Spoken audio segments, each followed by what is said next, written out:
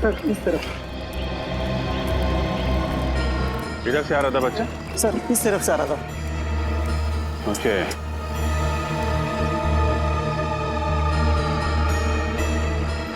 Sir. हाँ sir लगता है वो खून बच्चे का नहीं है सर। क्या? खून बच्चे का नहीं है? नहीं सर, उसके शरीर पे कोई चोट के निशान नहीं है। तो फिर ये खून आया कहाँ से? हटना बेटा, बेटा बेटा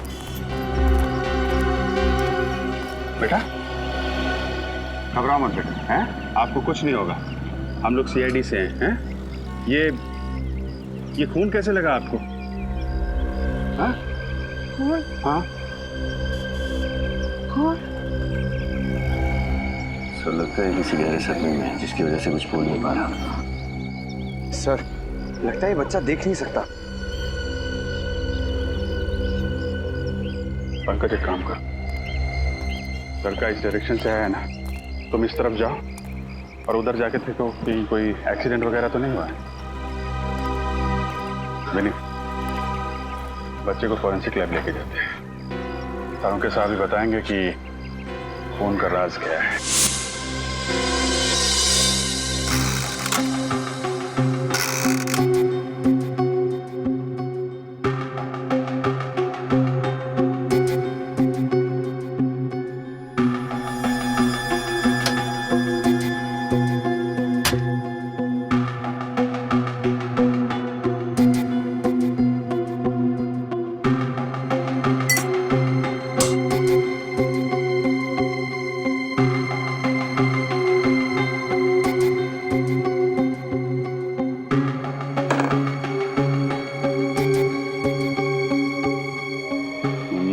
सर, बच्चे की टी शर्ट पे पाया गया खून किसी इंसान का ना हो।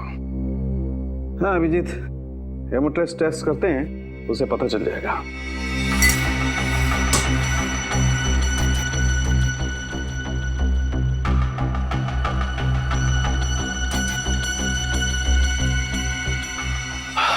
सॉरी अभिजीत, तुम्हारा मनचाहा जवाब नहीं दे सकता। इस शर्ट पर जो खून है वो इंसान का ही है। इंसान का खून है? बच्चे का तो नहीं है ना डॉक्टर साहब? नहीं, बच्चे का नहीं है, क्योंकि बच्चे को कहीं भी चोट नहीं लगी है। Thank God.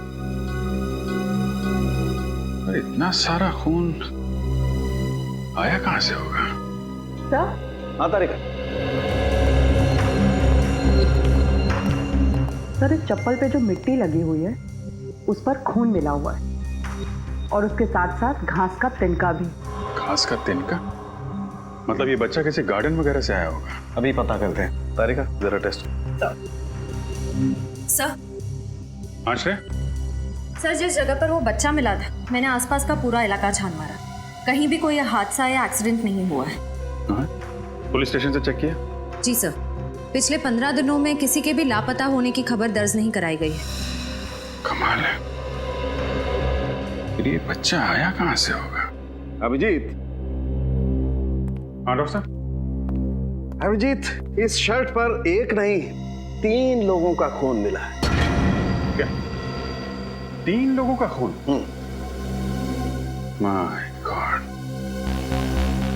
मतलब 3 लोग जख्मी हुए हैं या फिर मारे गए। अभिजीत? हाँ तारिका? अभिजीत इस मिट्टी में जंतु और कीटाणुनाशक दवाइयां मिली है। जंतु और कीटाणुनाशक दवाइयां? मतलब ये बात पक्की है कि बच्चा किसी खेत खलियान से ही गुजरा है। सर उस इलाके की छानबीन करते वक्त हमने वहां कुछ खेत और फार्म हाउसेस देखे थे। फार्म हाउस, घास का तिनका, जंतु और कीटनाशक दवाइयां, फार्म हाउस। वाह तारिका जी वाह, आपने तो हमारा काम आसान कर दिया। भाई साहब, सिर्फ तारिका जी ने आपका काम आसान किया? नहीं, ये ऐसा मैंने कब कहा? नहीं, लेकिन आपने ये भी तो नहीं कहा कि सालूखे ने कुछ किया है। सालूखे साहब, आप भी बिल्कुल क्यूट बच्चों की तरह बुरा मान जाते हो यार। तारिका, ये अभिजीत मेरी तारीफ कर रहा था कि मेरी टांग खींच रहा था? अरे सर आप भी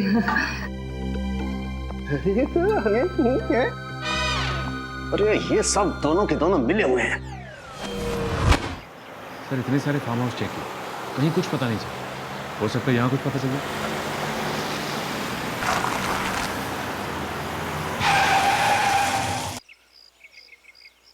फार्म हाउस के अंदर गाड़ी पार्क्ड है, लगता कोई है अंदर। चलो देखते हैं।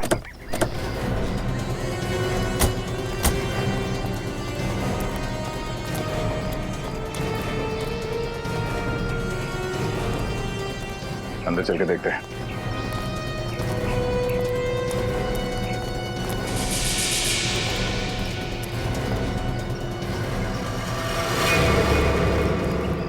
अरे ये तो इसी छोटे बच्चे की चप्पल लगती है। लगता है हमारी तलाश यहीं पे खत्म होगी। चलो सावधान रहना, कोई अभी भी अंदर हो सकता है।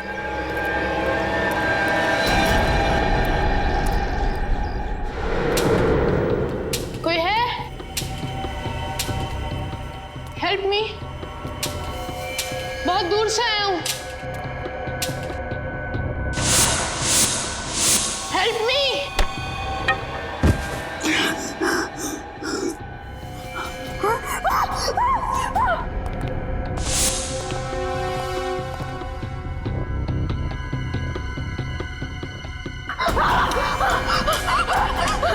बचाओ बचाओ।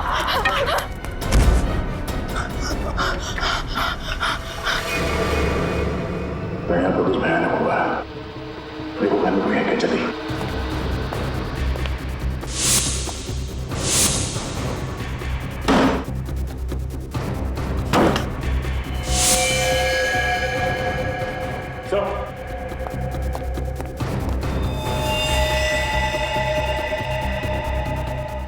चार लाशें एक घर में। फॉरेंसिक को बुलाओ।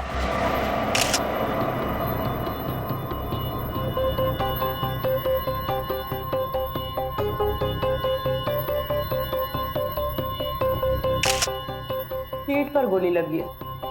कम से कम 2-3 घंटे हुए होंगे इसे मरे। एक काम करो, इस घर की अच्छी तरह से तलाशी लो। एक भी सुराग छूटना नहीं चाहिए। ये है वो 2 लाशें।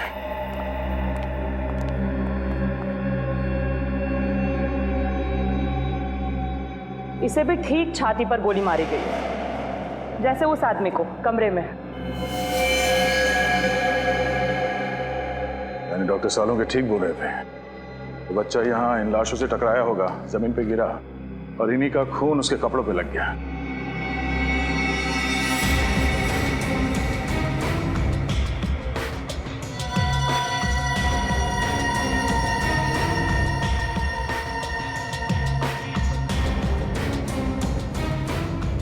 डॉक्टर तारिका, लगता है कि सारे खून इसी गन से हुई है।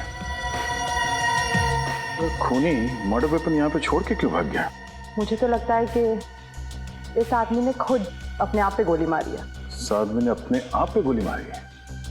यानी आप ये कहना चाहती हैं कि पहले इस आदमी ने इन तीनों को मारा और उसके बाद खुद अपने आप को गोली मार ली? शायद।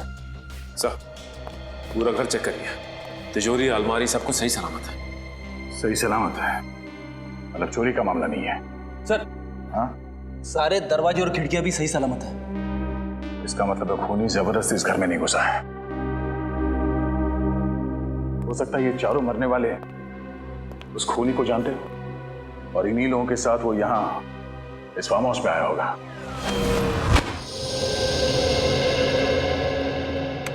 अरे क्या बात है डॉक्टर साहब, आज अकेले ही? क्यों, बहुत तकलीफ हो रही है? लैब अच्छी नहीं लग रही होगी, सुनी सुनी लग रही होगी। तारिका जी नहीं है ना?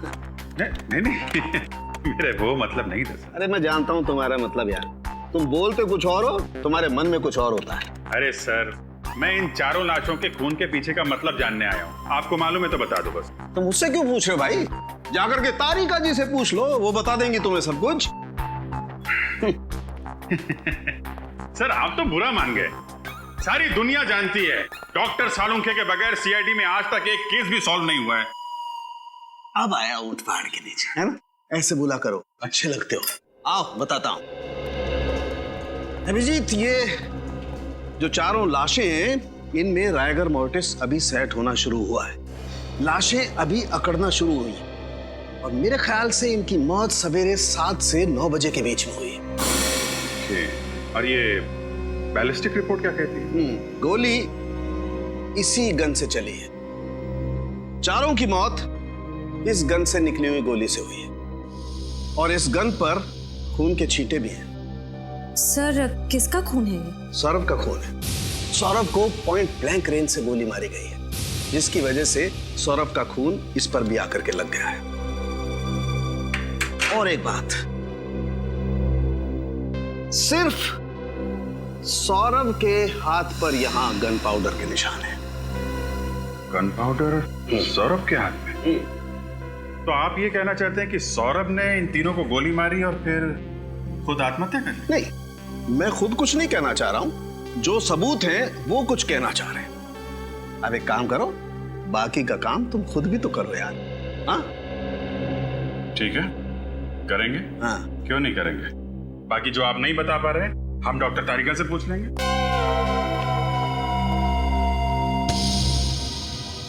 पूर्वी, इस सौरभ के पास से जो गन मिली थी उसके बारे में क्या पता चला? किसकी थी वो गन? वो गन इसी के नाम पे रजिस्टर्ड थी। वो गन सौरभ के नाम पर ही रजिस्टर्ड है। और फिर साळुंखे को जो गन पाउडर के ट्रेसेस मिले वो भी सौरभ की उंगलियों पर।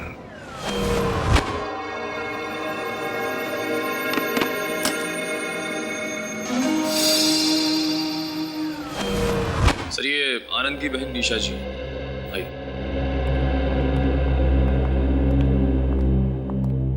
आइए निशा जी, देखिए हम आनंद और उसके दोस्तों के बारे में कुछ जानना चाहते हैं ताकि हमें केस सॉल्व करने में मदद मिले। सर ये सब लोग कॉलेज के दोस्त थे और बहुत सालों के बाद मिलने वाले थे, इसीलिए इन लोगों ने प्लान बनाया था कि सौरभ के फार्म हाउस पे जाएंगे। निशा जी, आपने आखिरी बार आनंद से बात कब की थी? आनंद से मेरी लगभग 1 हफ्ते पहले बात हुई थी, लेकिन हाँ यश का 2 दिन पहले ही मुझे फोन आया था और उसी ने मुझे बताया कि ये लोग फार्म हाउस पे पार्टी करने जा रहे हैं। यश?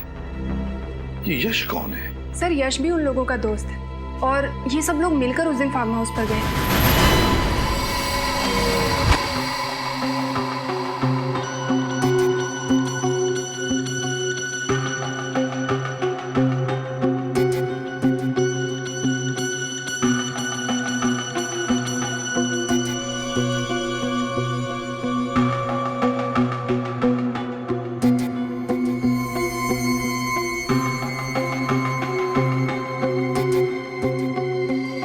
सौरभ, विशाल, आनंद और नितिन, 4 ही लोग तो थे फार्म हाउस पर।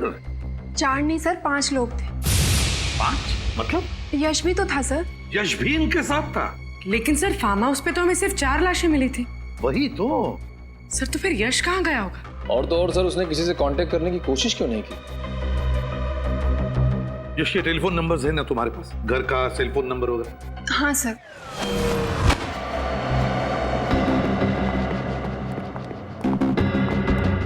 ये देखो, कोई सुराग मिला डॉक्टर तारिका? पता नहीं कितने काम का है, लेकिन थोड़ा अजीब जरूर है। क्यों? अजीब क्या है? इस बाल की लंबाई देखो। यहाँ पर जितने भी लोग मरे थे उनमें से किसी के भी बाल इतने लंबे नहीं थे।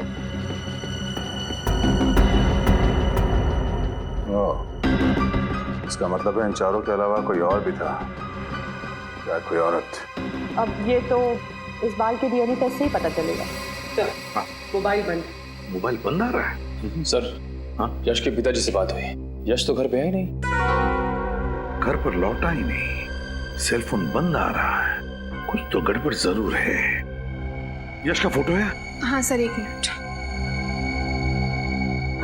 काम करो, यश का फोटो सारे police station, railway station, bus stand और चेक नाकों पर भेज दो और दया को भी इन्फॉर्म करो। यश का मिलना बहुत जरूरी है, बहुत जरूरी है। सर, ये दवाइयां और प्रिस्क्रिप्शन लेटर मिला है, इस पे सौरभ का नाम लिखा है। सौरभ, तो प्रिस्क्रिप्शन दिया है डॉक्टर मुकेश ने। ये दवाई दिखाइए। ये दवाइयाँ तो अक्सर उन लोगों को दी जाती है जो डिप्रेशन और टेंशन के शिकार होते हैं। वाह, तो सौरभ को किस बात की टेंशन थी, अब वो तो ये डॉक्टर मुकेश ही बताएंगे।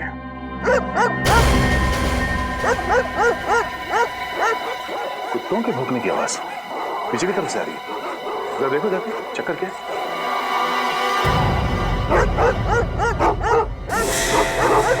भौंकने की आवाज इधर से आ रही है। किस तरफ?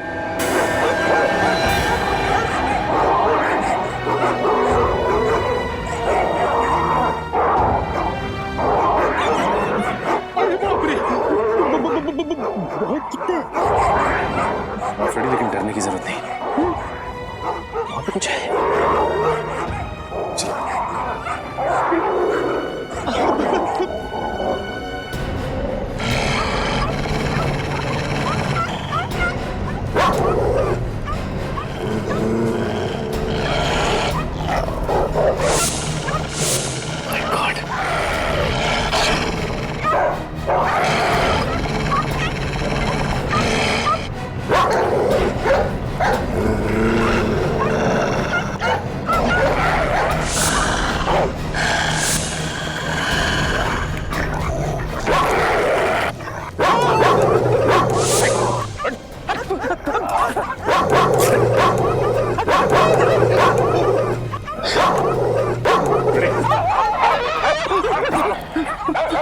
ये ऐसे नहीं मानेंगे।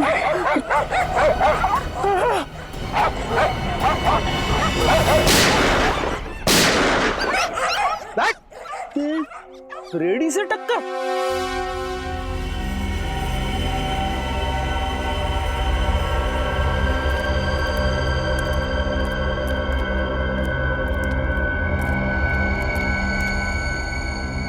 अरे ये तो यश है, सौरभ का 5वां दोस्त, जिसे ढूंढ रहे थे उसी की लाश मिली। हाँ फ्रेडी, हमें लग रहा था कि ये यश अपने दोस्तों का खून करके भाग रहा है, लेकिन ये तो अपनी जान बचाने के लिए भाग रहा था। आपको ऐसा क्यों लग रहा है?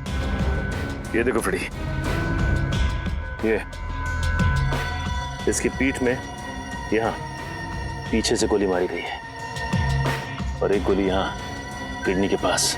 लेकिन एक बात समझ में नहीं आ रही है, ये सारे खून कर कौन रहा है? सर आइए।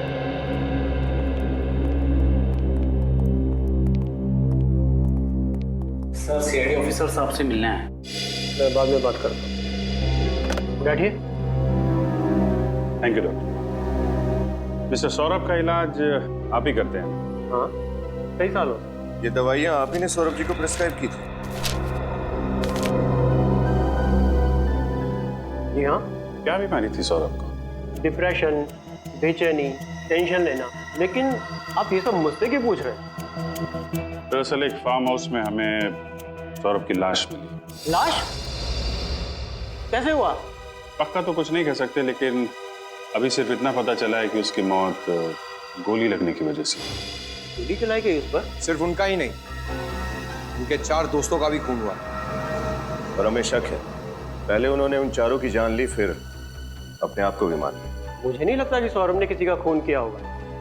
मैं कई सालों से उसका इलाज कर रहा हूँ और उसकी हालत में काफी सुधार था। लेकिन पूरी तरह से तो ठीक नहीं हुआ। लेकिन उससे ऐसी कोई बीमारी नहीं थी कि इंसान उस बीमारी में किसी का खून कर दे। उसकी दवाइयों का भी कोई साइड इफेक्ट नहीं था। लेकिन सर वो तो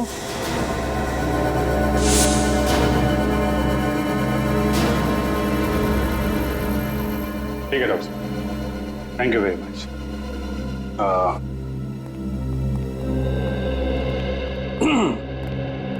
छोड़ने नहीं चलोगे?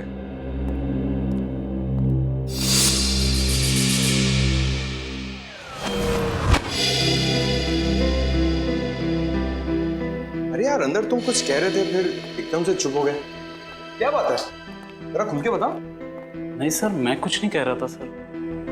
देखो, सौरभ के बारे में जो कुछ भी जानते हो मैं बता दूं।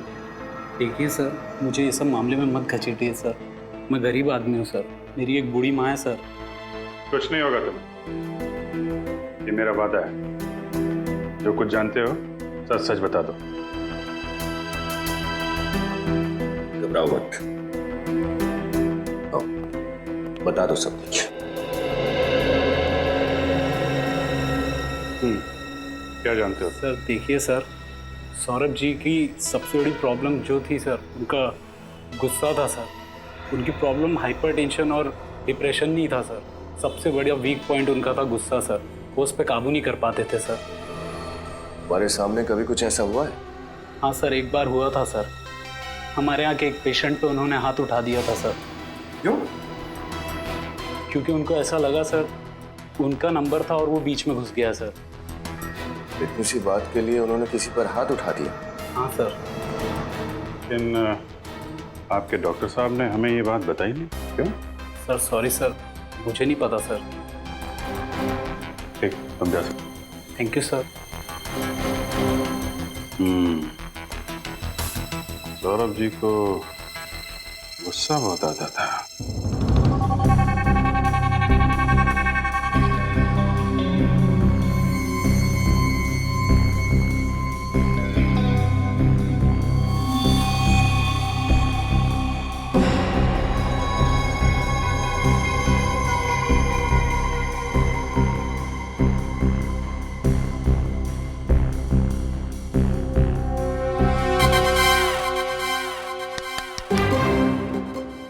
सौरभ बन जा। यानी कि मैं मर जाऊं? डॉक्टर साहब, मैं इतनी जल्दी मरना नहीं चाहता। अरे यार, ये आदमी हमेशा उल्टा ही क्यों सोचता है? फिर मैं तुझे मरने के लिए नहीं कह रहा हूँ फ्रेडी, मैं सिर्फ ये कह रहा हूँ इस सोफे पर जैसे सौरभ की लाश मिली थी वैसे जाकर के बैठ जा। सौरभ बैठा हुआ नहीं था, लेटा हुआ था। लेटा हुआ? तो ठीक है, तुम लेट जाओ।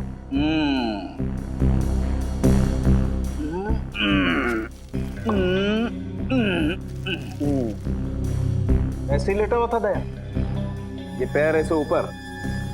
हाँ। और गर्दन ऐसे पीछे? पीछे की तरफ। ओह। और दया, अगर किसी इंसान को अपने आप को गोली मारनी होगी तो स्वाभाविक रूप से उसे थोड़ा सा आगे की तरफ झुकना पड़ेगा। खड़े, आगे की तरफ झुक।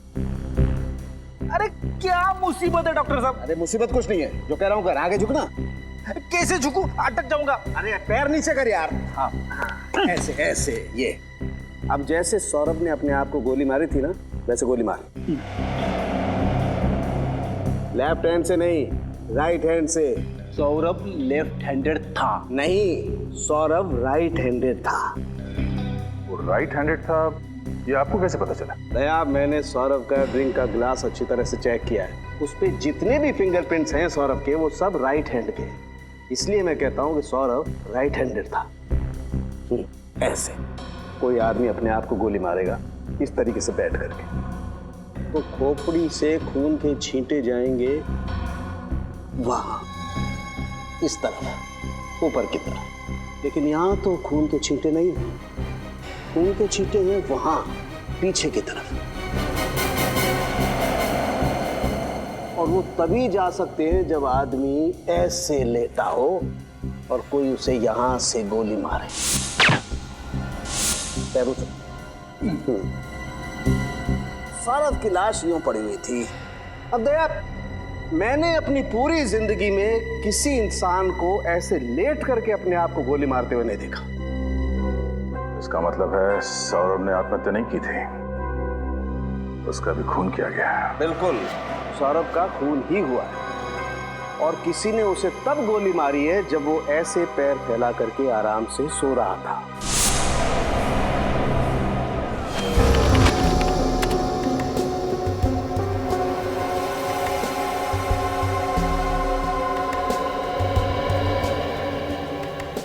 अभिजीत,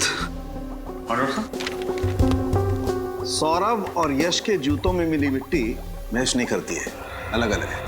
मतलब यश का भी खून सौरभ ने नहीं किया है, वो नहीं कोई और ही है।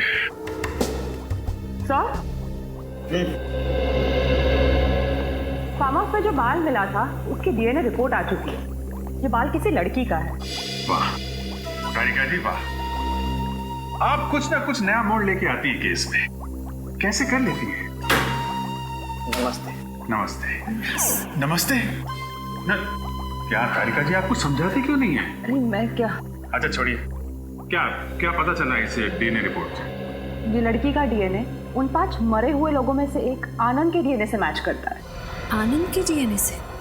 यानी उसकी कोई रिश्तेदार? आनंद की तो सिर्फ एक ही रिश्तेदार है, उसकी बहन निशा। निशा? लेकिन सर, जब निशा ब्यूरो में आई थी तब उसने बताया नहीं था कि वो भी फार्म हाउस गई थी। अपराधी अपने आप तो बोलेगा नहीं कि मैंने अपराध किया है, उससे सच उगलवाना पड़ता है। हाँ? अरे कुछ नहीं, मुझे थोड़ा सा टाइम लगेगा। हाँ, मैं बस थोड़ी देर में रेडी हो जाऊंगी और उसके बाद तुम्हारे पास पहुंचती हूँ। हाँ ऑफ कोर्स। अरे तुझे याद है लास्ट टाइम हम लोग गए थे, कितना मजा आया था। वो सब लोग इस बार भी आ रहे हैं ना? पक्का? ओह वाह, फिर तो बहुत मजा आएगा। अरे हाँ पापा, तुम लोग पहुंचो, मैं बस 5 मिनट में पहुंचती हूँ। कहाँ जा रही निशा जी? पहले 2-4 बातें हमसे कर लीजिए, फिर भी चलते हैं पार्टी में। पार्टी? What nonsense. हम तो सेंस में है मैडम, लेकिन आपको देख के लगता है कि आप अपने होश खो बैठी हैं। आप कहना क्या चाहते हैं? आपको देख के लगता नहीं है कि आपको आपके भाई की मौत का दुख है? ऐसा लग रहा है कि आप पार्टी करने जा रही हैं। देखिए, ये मेरी निजी जिंदगी, और मेरी निजी जिंदगी में मैं क्या करती हूँ क्या नहीं, इस बात से आप लोगों को कोई प्रॉब्लम नहीं होनी चाहिए। बिल्कुल नहीं मैडम, लेकिन अगर आप किसी और की जिंदगी के साथ खेल खेलेंगे तो हमें जरूर प्रॉब्लम होगी। लेकिन मैंने किया क्या है? सबसे पहले आपने हमसे झूठ बोला है कि आप उस रात सौरभ के फार्म हाउस में नहीं थी। मैं क्यों झूठ बोलूं? क्यों झूठ बोलेंगे ये आप बताइए, क्योंकि अगर हमने साबित कर दिया तो आपके लिए मुश्किल हो जाएगी।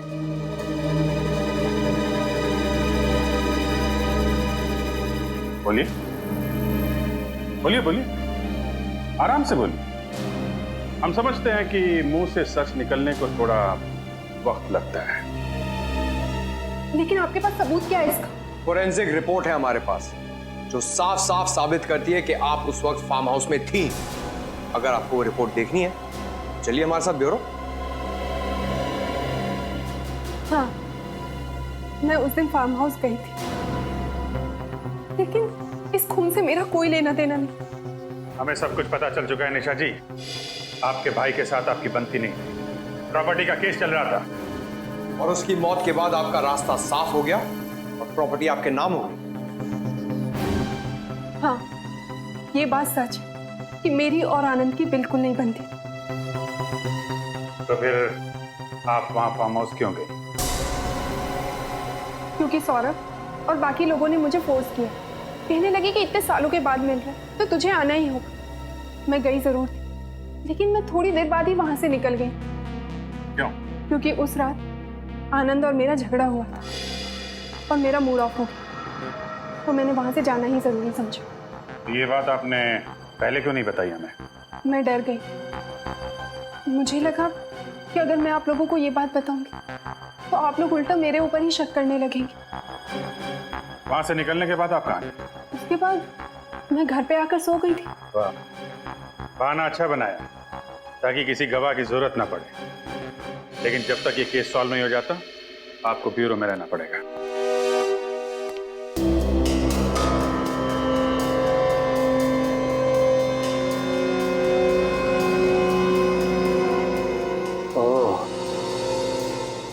तारिका। हाँ सर। ये देखो। खून की छींटे सर? नहीं नहीं तारिका, ये खून के छींटे नहीं है, ये ऊपर से टपकी हुई खून की बूंदें हैं। मतलब? छींटे अगर होते हैं तो ऐसे फैल जाते हैं, लेकिन ये ऊपर से टपकी हुई खून की बूंद है। मुझे लगता है वो बच्चा उस हॉल में आया होगा और किसी चीज से या किसी लाश से टकरा के गिर गया होगा, और ये केन भी उसके हाथ से छूटकर जमीन पर गिर गई होगी, और खूनी के कहीं कोई जख्म होगा जिसमें से खून टपक रहा होगा।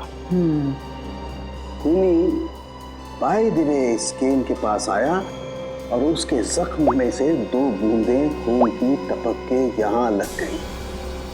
हम इस खून को चेक कर लेते हैं जैसे बाकी के खून का सैंपल लिया था, फिर मैच करके देखेंगे आखिर ये खून है किसका?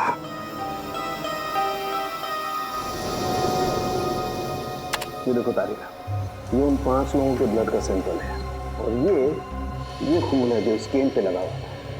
एक काम करो, अपने रिकॉर्ड में चेक करो कि किसी से मैच होता है क्या। हेलो अभिजीत। हाँ डॉक्टर साहब, छड़ी पे जो खून मिला था क्या पता चला उसके बारे में? अभिजीत, ये खून उन 5 मरने वालों में से किसी का भी नहीं है। फिर तो निशा का ही होगा। नहीं, निशा के खून से भी मैच नहीं होता। वो क्रिमिनल रिकॉर्ड में चेक करके देखा? वो भी देख लिया, लेकिन रिकॉर्ड में किसी से मैच नहीं हो रहा है। कमाल है, सौरभ को खून ही समझ रहे थे, वो खून ही नहीं निकला। निशा भी बेकसूर है, तो फिर खूनी है कौन?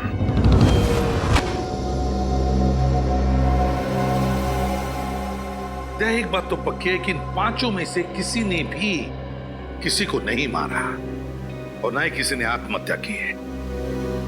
सर, जिस किसी ने भी ये किया है उसे पहले से मालूम था कि ये 5 दोस्त उस फार्म हाउस में एक ही छत के नीचे मिलने वाले थे। मगर इन 5 को क्यों मारा? 5 को क्यों मारा? ऐसे भी क्या दुश्मनी? सर, ये 5 कॉलेज के टाइम के दोस्त थे सर। मतलब जो कुछ भी हुआ कॉलेज में हुआ, पर अब इन 5 की मौत के साथ वो राज भी दफन हो गया। सर, सौरभ के माता पिता। नमस्ते। माफ कीजिए, हम आप लोगों को थोड़ी तकलीफ दे रहे हैं। बात यह है कि आपके बेटे के खूनी तक पहुंचने के लिए हमें आपकी थोड़ी मदद चाहिए। क्या आपके बेटे का किसी के साथ कोई झगड़ा वगड़ा था? किसी से कोई दुश्मनी? नहीं, दुश्मनी का तो सवाल ही नहीं उठता। बहुत शांत स्वभाव का था सर वो। किसी से ज्यादा बातें भी नहीं करता था वो। अच्छा ये बताइए कि आपका बेटा सौरभ डॉक्टर मुकेश के पास इलाज के लिए जाता था? जी हाँ। लेकिन क्यों? अपने चिड़चिड़ेपन, टेंशन और नींद ना आना, इसके लिए। मगर बचपन से वो ऐसा नहीं था सर। मुझे आज भी याद है, वो कॉलेज की आखिरी दिन वाली पार्टी की रात थी। बस उसी रात से वो ऐसा हो गया। क्या हुआ था उस रात को? पता नहीं सर, बस पार्टी से आया और सीधा ही अपने कमरे में चला गया। 3 दिन तक वो बाहर नहीं आया, ना कुछ खाया ना कुछ पिया, कुछ भी नहीं सर, कुछ भी नहीं। इसीलिए हमने डॉक्टर मुकेश की मदद ली। उनसे हमारे घरेलू संबंध है। बाद में वो धीरे धीरे ठीक भी हो रहा था। ये सब उसके कॉलेज के दोस्तों की वजह से हुआ। मैंने उसे मना किया था, उसने मेरी बात मानी और उनसे अपना रिश्ता भी तोड़ दिया। तो फिर वो उनके साथ फार्म हाउस क्यों गया था? वो उसके दोस्त आनंद का फोन आया था, बोला बहुत साल के बाद मिल रहे हैं तो आ जाओ, और वो गया। फिर लौट के वापस नहीं आया। पूर्वी, जरा इन्हें छोड़ा ना। सर, इन 5 के साथ जो कुछ भी हुआ उस फार्म हाउस में, उसका संबंध कॉलेज के आखिरी दिन वाले पार्टी से ही है सर। हाँ तभी कुछ तो हुआ है। दया, पता लगाना पड़ेगा इन 5 के बारे में, पता लगाना पड़ेगा इनके अतीत के बारे में। तभी पता चल जाएगा क्या हुआ था उस रात को। सर, अजीत से फोन पर सारी बात हुई थी। उसने बोला था कि हल्के नीले कलर की टी-शर्ट में यहीं पर जॉगिंग कर रहे हैं और यहाँ पर जो ठेला है उसी के पास मिलेगा। कोई दिख नहीं रहा सर यहाँ। देखते हैं। ये सामने से आ रहा है नीली शर्ट में, शायद यही है, अजीत ही है।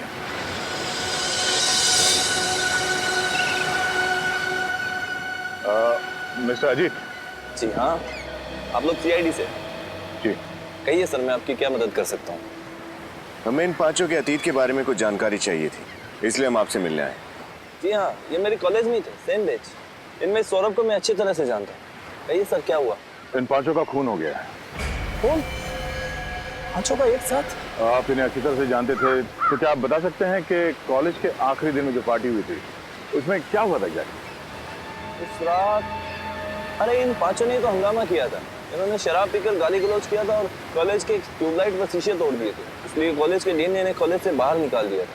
तो कैंपस से निकाले जाने के बाद ये लोग कहाँ गए होंगे, कुछ अंदाजा है? सर पक्का तो पता नहीं, मगर ये लोग गुस्से में चिल्ला चिल्ला कर कह रहे थे कि हमें भी इस घटिया पार्टी में नहीं रहना, हम जा रहे हैं सौरभ के फार्म हाउस पर, वहाँ शानदार पार्टी करेंगे। शायद वहीं गए होंगे। ठीक है, आपकी जानकारी के लिए बहुत बहुत धन्यवाद। Thank you. Yes sir. Sir उस रात ये पांचों दोस्त एक साथ सौरभ के फार्म हाउस गए थे और इन लोगों ने हद से ज्यादा पी रखी थी। उस रात फार्म हाउस के रास्ते में जरूर कुछ हुआ था जिसकी वजह से सौरभ को गहरा सदमा लगा। पता करना पड़ेगा कि हुआ क्या था उस रात।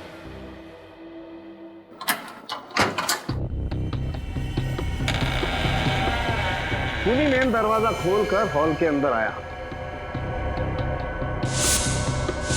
जो कि सौरभ और उसके दोस्त या तो बंद करना भूल गए थे या खूनी के हाथ में चाबी थी।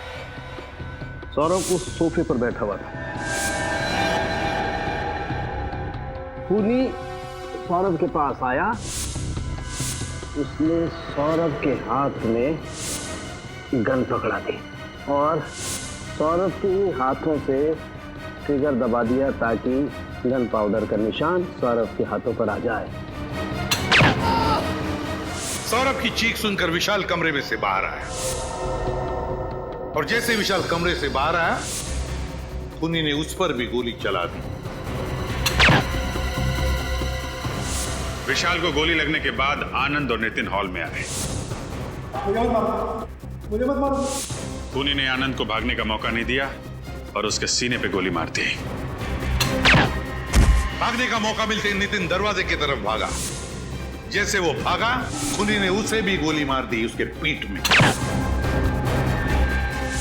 यश फार्म हाउस से निकल के जंगल के रास्ते भागा।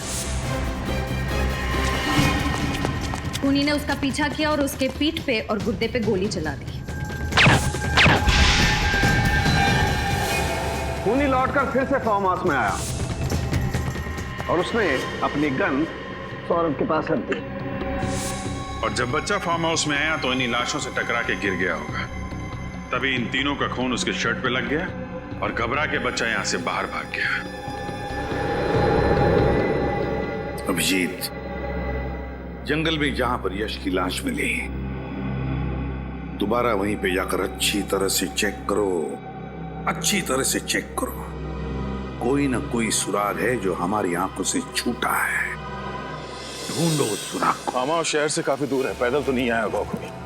फिर यही वो जगह है जहां से हमें यश की लाश मिली थी सर, यहाँ से।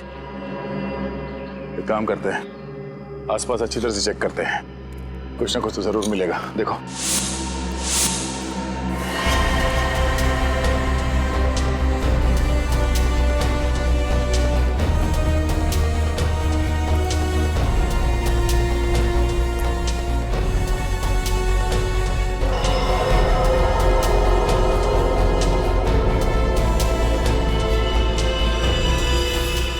सर, ये देखिए सर, शर्ट का फटा हुआ टुकड़ा, इस पे खून लगा है। हाँ, इसका मतलब खूनी यहां से भागा होगा और हड़बड़ी में उसका शर्ट इस झाड़ में फंस गया और उसे पता तक नहीं चला। सर, सचिन, ये देखिए सर, बाइक के टायर के निशान से। इसका मतलब है खूनी बाइक से यहाँ पे आया होगा। यहाँ पे बाइक पार्क करके जंगल के रास्ते से वो फार्म हाउस गया और फिर वहां पे खून करने के बाद फिर इसी रास्ते से बाइक पे बैठ के भाग गया।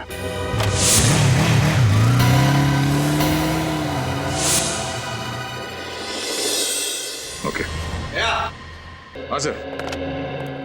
सर, उस कपड़े के टुकड़े से उसे पहनने वाले का पता चला? देखो दया, कपड़ा किसने पहना था, खूनी कौन है, ये ढूंढना आप लोगों का काम है। मेरा काम है जो सुराग और सबूत मिले हैं उनकी जांच करके हकीकत आप लोगों के सामने रख दें। तो सर फिर इस सुराग से क्या हकीकत सामने आई है? इस कपड़े पर सौरभ के खून के अंश पाए गए और इस कपड़े पर मर्क्यूरी और कोयले के अंश भी मिले हैं। कोयला और मर्क्यूरी?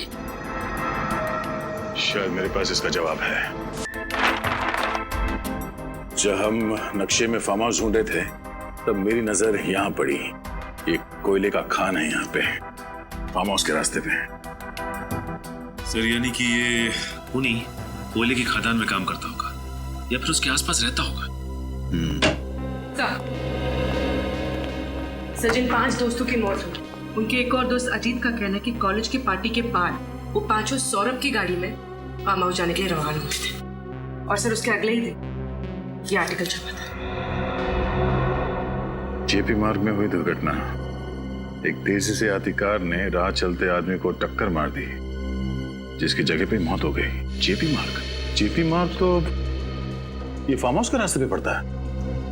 हाँ सर, और इन लोगों के निकलने के ठीक 45 मिनट बाद ये एक्सीडेंट हुआ था। सर हो सकता है कि ये सौरभ शराब के नशे में धुत होकर गाड़ी चला रहा और उसका एक्सीडेंट हो गया। हाँ, और इसीलिए उस हादसे के बाद वो गुमसुम हो गया और 3 दिन तक वो अपने कमरे से बाहर नहीं निकला।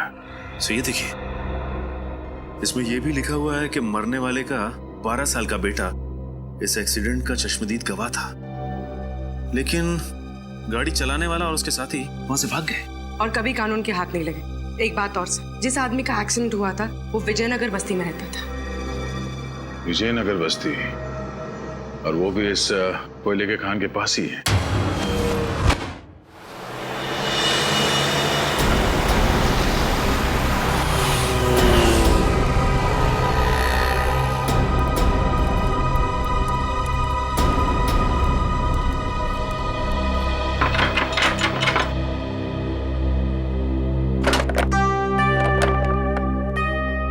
किससे मिलना आप लोग? जी आप ही से मिलना है, हम लोग सीआईडी से हैं। सीआईडी? जी। ये फोटो आपके पति की है? जी हाँ, इनको गुजरे तो 8 साल हो गए। इनकी मौत एक रोड एक्सीडेंट में हुई थी। हाँ, लेकिन 8 साल पहले के केस में सीआईडी को क्या दिलचस्पी हो सकती है? फिलहाल हम एक केस की तहकीकात कर रहे हैं जिसका संबंध आपके पति की मौत से है। मैं कुछ समझी नहीं। इस अखबार के हिसाब से जब आपके पति का एक्सीडेंट हुआ था उस वक्त आपका बेटा इकलौता चश्मदीद गवाह था, है ना? हाँ था तो, लेकिन उसका कुछ फायदा नहीं हुआ क्योंकि मेरे पति के खूनी पकड़े नहीं गए। अब आपका बेटा काफी बड़ा हो गया होगा। जी हाँ, बड़ा भी और समझदार भी। बहुत छोटी उम्र में घर की सारी जिम्मेदारियां संभाल ली थी उसने। आपका बेटा अभी घर पर नहीं है? जी नहीं, बाहर गया है किसी काम से, आता ही होगा। क्यों?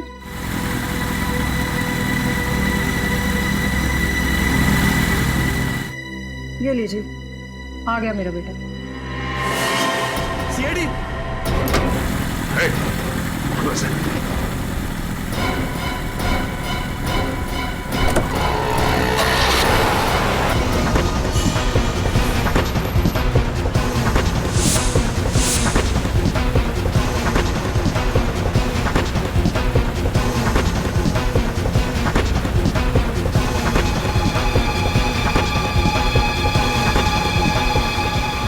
बच के जाएगा कहाँ?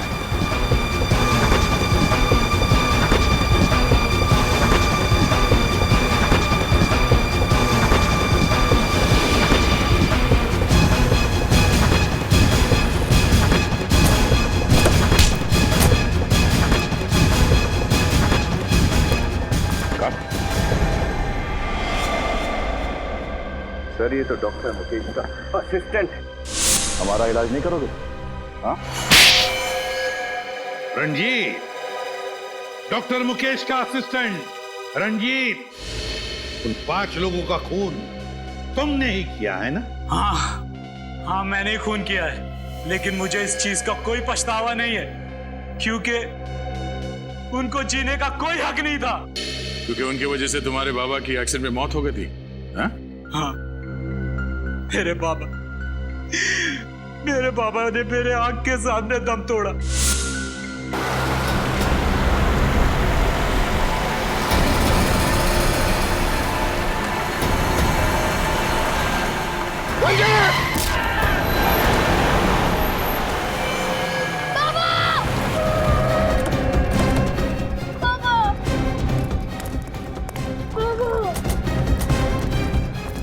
पापा को मार दिया, मेरे पापा को मार दिया। पापा, पापा।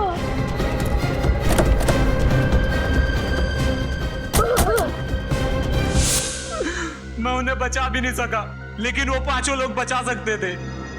वो पांचों गाड़ी से नीचे उतरे, मेरे पापा को तड़पता हुआ देखे हॉस्पिटल लेके जाने के बजाय वापस गाड़ी में बैठ के भाग गए। और इतने सालों के बाद भी तुम्हें उनका चेहरा याद रहा? एक एक का चेहरा मेरे आंख के सामने था, और अचानक एक दिन सौरभ मेरे सामने आ गया।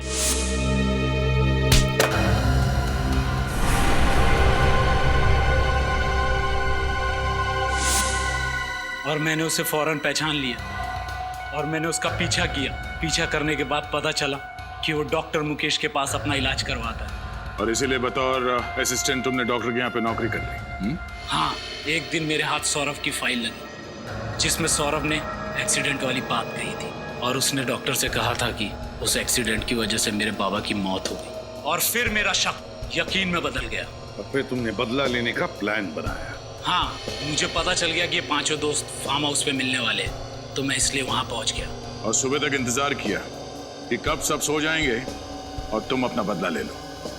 पर सौरभ की गन वो तुम्हें मिली कहां से? एक दिन पहले जब सौरभ क्लिनिक आया था, मैंने उसकी चाबी चुरा ली और फिर गाड़ी में से गन, फिर चाबी मैंने टेबल पे हिसाब से रख दी थी। सब कुछ प्लान के मुताबिक चल रहा था, फिर भी आप लोगों को पता चल गया। तुम्हें क्या लगा इतना आसान है सीआईडी को बेवकूफ बनाना? 5-5 लोगों के खून करने के बाद भी तुम्हें कोई पछतावा नहीं?